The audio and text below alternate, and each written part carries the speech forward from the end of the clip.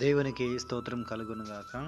ఈరోజు దేవుని వాగ్దానం అనే శుభ కార్యక్రమమునకు మిమ్మల్ని అందరినీ కూడా ప్రేమపూర్వకంగా ఆహ్వానిస్తా ఉన్నాము. నేటి లేఖన భాగము కీర్తనల గ్రంథము 86వ అధ్యాయము 13వ వచనము.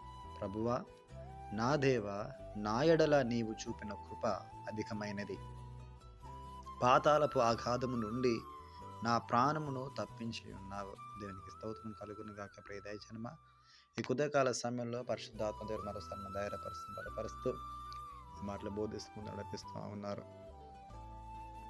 ఈ కీర్తన దావీదు మహారాజు రచించినటువంటి ప్రార్థన గీతము.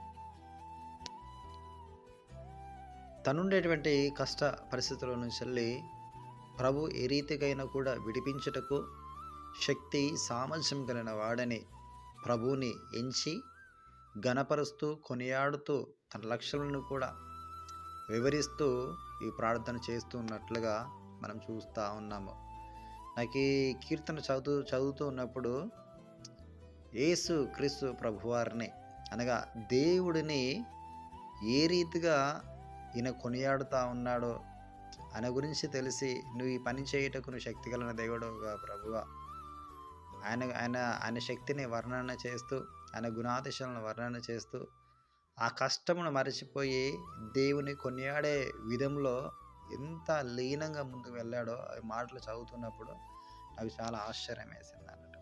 ఎంతగా దేవుని పరిశీలన చేస్తే, ఎంతగా దేవుని యొక్క లక్ష్యం తెలిస్తే ఈ విధంగా మాట్లాడగలుగుతారు. దేవునికి స్తోత్రం. దానిలో మనం చూద్దాము. స్తోత్రం మొదటి నుంచి మనం చూసినట్లయితే, యెహోవా, నేను దీనుడను దరిద్రుడను, చెవికి నాకు ఉత్తరమేమో.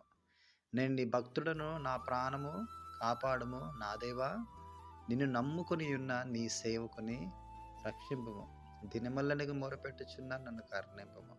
ఇలా చెప్పుకుంటూ ప్రభువా, నీవు దయాళుడవు, క్షమించుటకు సిద్ధమైన మనస్సు గలవాడవు, నీకు మొరపెట్టు వారందరి ఎడల కృపాతిశయం గలవాడవు.